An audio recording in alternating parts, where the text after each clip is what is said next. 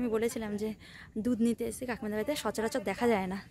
আমি এই গরুর দুধ দোয়ানোটা তোমাদের একটুখানি দেখাচ্ছি। আমি এই আস্তে আস্তেই দেখছি কাকিমা গরুর দুধ দোয়াচ্ছে। তো চলো দেখাই। দেখো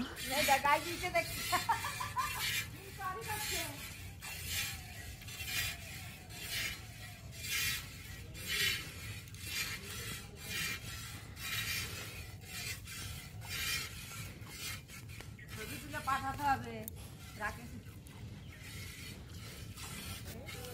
দাঁড়া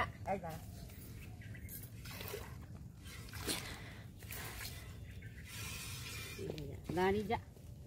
এই দাঁড়া ভয়ে ভয়ে কালকে দাঁড়িয়ে দাঁড়িয়ে চুপ করে লোক দেখে আজকে আবার ভয় করছে না। কালকে বৌমাও তো ছিল, কালকে বৌমা ছিল, ওই বৌমা। ও হ্যাঁ মা ছিল।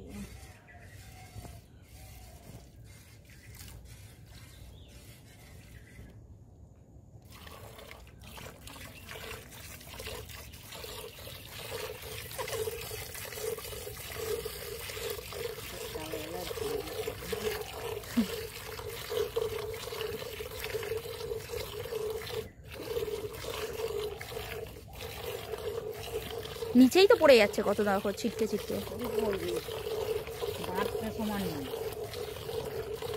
আগে প্রথমে বাছুরটাকে নিয়ে এলো, দেখলাম ও আগে ওর মায়ের কাছে এলো, একটুখানি আদর টাদর খেলো, তারপর আবার দুধ দোয়াচ্ছে।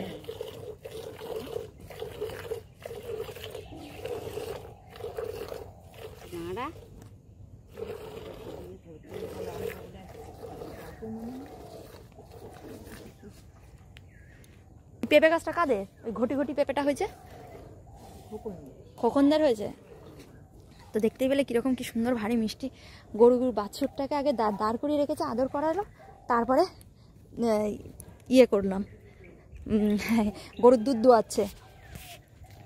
আমি আগে এসে দেখেছি, সবসময় সুযোগ হয় না এটা দেখার। তো আজকে যখন আমার দুধ নিয়ে ফিরছে তখন আমরা দেখি এটা তো মানে সবসময় আমি যে দেখেছি আগে দেখেছি 2-4 বার আমি দেখেছি, তখন তার খেয়ার জন্য দেখালাম। কি সুন্দর লাগছিল না দেখতে, দারুণ লাগে। আগে প্রথমে বাছুরটাকে আগে নিয়ে আসে মায়ের কাছে, ও একটু আর কি খায়, মায়ের কাছে একটু আদর টাদর করে, তারপরে আর কি যে আর কি কাকিমা আছে গরুর দুধ দোয়ায়, সে তারপরে এইটাকে দুধটাকে ধোয়ায়, তারপর নিয়ে যায়। এই গরুটা অনেকটা দুধ দেয়, আরও অনেকগুলো গরু। কাকিমা এই দুধটা নিয়ে আর কি চলে যাবে, ওদের দুধের ব্যবসা আছে, ঘাটালে চলে যাবে। এবারে বাড়িতে বাড়িতে সব ওই দুধ দিতে হবে। যারা ঘাটালে, মানে ঘাটাল নয়, আমাদের ধরো শহরেও আর কি এরকম দুধ বাড়িতে বাড়িতে দেয়, কিন্তু ছোটো ছোটো বাচ্চারা অনেকে মানে এর দোয়ানোটা অনেকে দেখায়নি। এর একটা সিস্টেম আছে, আগে হাতে প্রথমে না একটুখানি সর্ষের তেল দিয়ে দিতে হয়। সর্ষের তেল দিয়ে দেওয়ার পরে তারপরে ওইটাকে আর কি নিপলটাকে টানা হয়, তারপরে হলো করে। তো যাই হোক, ভিডিওটা যদি ভালো লাগে অবশ্যই দেখো, ভালো লাগবে, একটা লাইক করো, শেয়ার করো, কমেন্ট করো। এখন আমাদের টাটা।